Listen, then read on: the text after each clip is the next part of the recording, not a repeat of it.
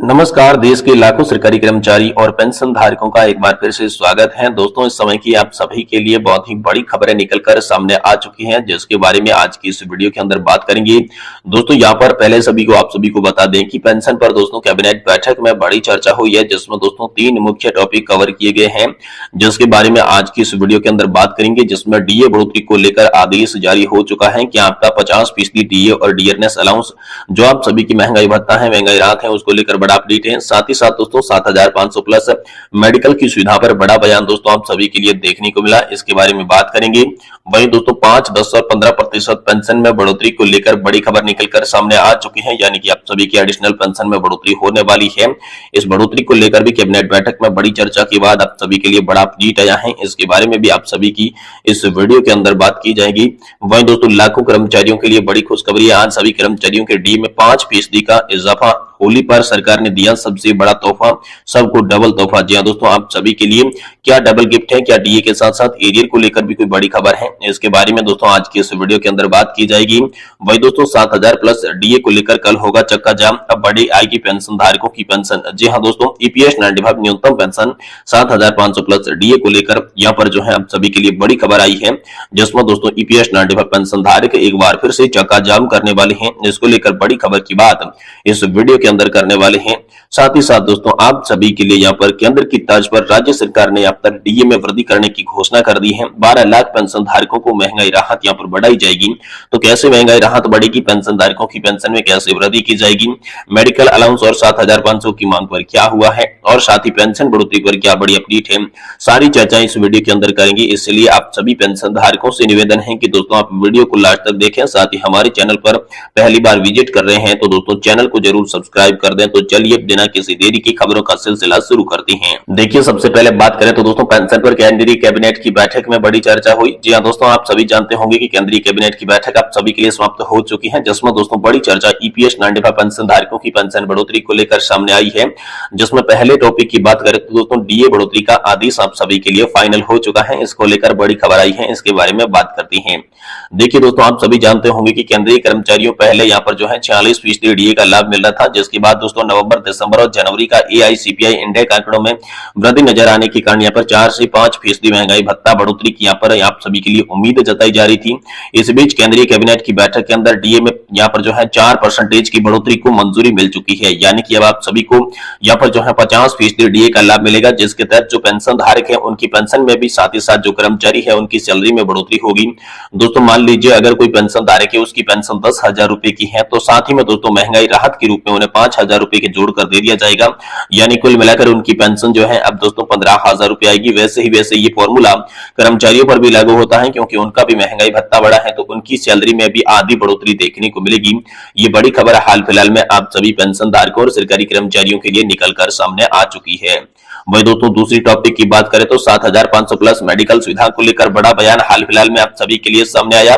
लगातार national education committee जो कि यहाँ पर ईपीएस 95 पेंशन धारकों की पेंशन बढ़ोतरी 7500 प्लस डीए के साथ साथ मेडिकल सुविधा को लेकर मांग कर रही थी।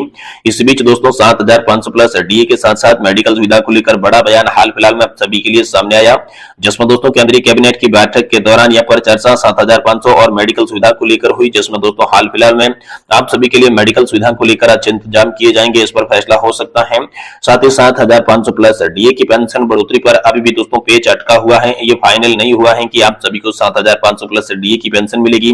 यहाँ पर जो है केंद्र सरकार लगातार पेंशन बढ़ोतरी को टालना चाहती है, इसी को लेकर आप सभी के लिए बड़ा बयान हाल फिलहाल में सामने देखने को मिला है। वहीं दोस्तों तीसरे टॉपिक की बात करें तो आप सभी के लिए 5, 10 और 15% पेंशन बढ़ोतरी को लेकर बड़ी खबर आ चुकी है। जी हां दोस्तों, केंद्रीय कैबिनेट की बैठक के दौरान आप सभी के लिए बड़ी चर्चा के बाद दोस्तों केंद्र सरकार ने नया सर्कुलर आप सभी के लिए जारी कर दिया है, जिसमें दोस्तों एडिशनल पेंशन बढ़ोतरी को लेकर यहाँ पर सहमति बन चुकी है, जिसमें दोस्तों 5, 10 और 15% पेंशन वृद्धि जो कि क्रमश 65, 70 और 75 वर्ष की एज में सभी पेंशन धारकों को दी जाएगी।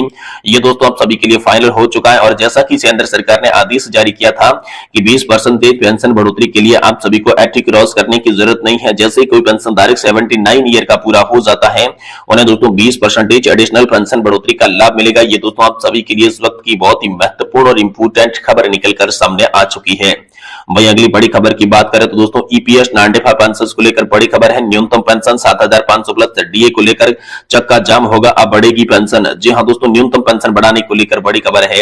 ईपीएस 95 पेंशन भोगी यहाँ पर सरकार की उदासीनता के कारण तंगी के लिए यहाँ पर मजबूर हो रहे हैं। लंबे समय से ईपीएस 95 पेंशन भोगी अपनी पेंशन बढ़ोतरी की मांग कर रहे हैं, लेकिन सरकार में कानों में यहाँ पर गूंज नहीं रह रही है। उनकी पेंशन बढ़ने इसी इंतजार में बहुत सारे पेंशनधारक स्वर्ग सिधार चुके हैं, लेकिन सरकार उनकी मांगों को नजरअंदाज कर दे रही है। तो इसी बीच ईपीएस 95 पेंशन धारकों की न्यूनतम पेंशन 7,500 प्लस डीए को और साथ ही साथ दोस्तों मेडिकल सुविधाओं को लेकर बड़ी मांग हाल फिलहाल में कर रहे हैं। कर्मचारी भविष्य निधि संगठन से बड़ी गुहार लगाई गई है। ईपीएस 95 पेंशन भोगी लंबे समय से धरना प्रदर्शन कर रही हैं, उनकी पेंशन बढ़ाई जाए, 7,500 रुपए प्लस डीए का फायदा उनको दिया जाए। दिल्ली, महाराष्ट्र, देश के अनेक राज्यों में जहां पर धरना प्रदर्शन किया गया, लेकिन उनका असर सरकार के ऊपर नहीं हुआ। सरकार केवल आश्वासन देती रही, हकीकत में पेंशन धारकों को कुछ भी नहीं मिलता। पिछले 6 वर्षों से पेंशन भोगी परेशान है। पेंशन धारक न्यूनतम पेंशन बढ़ाने की मांग कर रहे हैं, साथ ही पति और पत्नी के लिए मुफ्त चिकित्सा सुविधा की मांग कर रहे हैं, पर सरकार केवल आश्वासन देती आई है। खुद पीएम मोदी भी आश्वासन दे चुके हैं, लेकिन अभी तक उनकी पेंशन बढ़ोतरी को लेकर कोई घोषणा नहीं की है। साथ ही दोस्तों सरकार मानवता पर यहाँ पर जो है पेंशन बढ़ाए, इसको लेकर बड़ी खबर आई है। जी हां दोस्तों, कमांडर अशोक रावत का कहना है कि मोदी जी अपनी गारंटी पूरा करें, मानवता के आधार पर पुरानी पेंशन भोगियों को यहाँ पर पेंशन को तुरंत मांगों को मंजूर कर मौजूद समय में न्यूनतम पेंशन 1,000 रुपए है। आज के जमाने में 1,000 रुपए कुछ भी नहीं होने वाला है, ऐसे में पेंशन बढ़ाना चाहिए और मानवता के आधार पर पेंशन धारकों के साथ न्याय करना चाहिए। ईपीएफओ क्या कर रहा है, सीबीडीटी क्या कर रही है, और इसे पचंडे में पेंशन धारक नहीं पढ़ना चाहते। पेंशन धारकों को सिर्फ पेंशन बढ़ोतरी चाहिए। साथ ही साथ हायर पेंशन पर सुप्रीम कोर्ट में हुई थी बड़ी जीत, इसको लेकर भी बड़ा बयान है। जी दोस्तों, हायर पेंशन को लेकर कोर्ट ने बड़ा फैसला दिया था, पर कोर्ट के फैसले के बावजूद भी सरकार पेंशन को लेकर पेंशन धारकों के साथ न्याय नहीं कर रही है, केवल समय सीमा बढ़ा रही है। अब हायर पेंशन के लिए समय सीमा 31 मई 2024 तक बढ़ा दी गई है। ऐसे में पैसा जमा करके हायर पेंशन का ऑप्शन चुना, उनको नुकसान के अलावा कुछ भी नहीं मिल रहा है। उनका पैसा भी जमा कर लिया और उच्च पेंशन का लाभ भी नहीं मिल रहा है, ये लगातार देखने को मिल रहा है। भाई दोस्तों, देश की संसद में गूंजता रहा ये मुद्दा। जी हां दोस्तों, लोकसभा और राज्यसभा में माननीय मंत्री महोदय द्वारा इस मुद्दे को उठाया गया। महाराष्ट्र में दोस्तों एनसीपी के सांसद सुप्रिया सुले ने इस मुद्दे पर यहाँ पर श्रम मंत्रालय को भी घेरा। श्रम मंत्रालय को सख्त श्रम मंत्रालय तक कहा दिया गया। यहाँ पर जो है श्रम मंत्रालय को अगर पेंशन धारकों की चिंता होती तो तुरंत उनकी मांगों को मंजूरी देने के आदेश जारी कर दे, लेकिन पेंशन धारकों की कोई भी मांग पूरी यहाँ पर नहीं की गई है। साथ ही दोस्तों ईपीएफओ कार्यालयों पर भी यहाँ पर प्रदर्शन हुआ है। जी हां दोस्तों, ईपीएस 95 राष्ट्रीय संघर्ष समिति के पेंशनर्स जी हां दोस्तों यहाँ पर कल ही मार्च को देश भर के ईपीएफओ कार्यालय पर प्रदर्शन कर चुके हैं। न्यूनतम पेंशन में वृद्धि के साथ पति पत्नी की चिकित्सा सुविधाओं का लाभ मिले, इस मांग को लेकर आज के दिन दोस्तों अहम प्रदर्शन हुआ है। न्यूनतम पेंशन 7,500 प्लस डीए की मांग की जाएगी। देश में आचार संहिता लगने से पहले अगर इस फैसला नहीं होता है तो पेंशन धारकों को लंबा इंतजार करना पड़ रहा है, और इसी इंतजार को देखते हुए लगातार पेंशन धारक जो है वो प्रदर्शन कर रहे हैं। इसी बीच एक बड़ी खबर आई है, केंद्र की तर्ज पर राज्य कर्मचारियों के लिए डीए वृद्धि की घोषणा। जल्द 12 लाख कर्मचारियों को यहाँ पर महंगाई राहत बढ़ने वाली है। जी दोस्तों, केंद्रीय कर्मचारियों के महंगाई भत्ते में 4% की घोषणा के बाद राज्य सरकार भी अपने लाख कर्मचारियों को यहाँ पर महंगाई दर बढ़ाने का भुगतान आदेश जल्दी जारी कर सकती है। इससे संबंधित दोस्तों फाइल भी आप सभी के लिए तैयार हो रही है। जनवरी 2024 से ही इसका लाभ मिलेगा। मुख्यमंत्री योगी आदित्यनाथ की स्वीकृति के बाद मार्च माह की वेतन जिसका भुगतान जो है वो अप्रैल में होगा। साथ ही बढ़े हुए डीए का नकद आदेश आप सभी के लिए जारी होगा। लोकसभा चुनाव को देखते हुए यहाँ पर प्रदेश सरकार ने कर्मचारी और पेंशन धारकों को बढ़ी हुई डीए और डीआर का भुगतान करने के आदेश जल्दी जारी कर सकती है।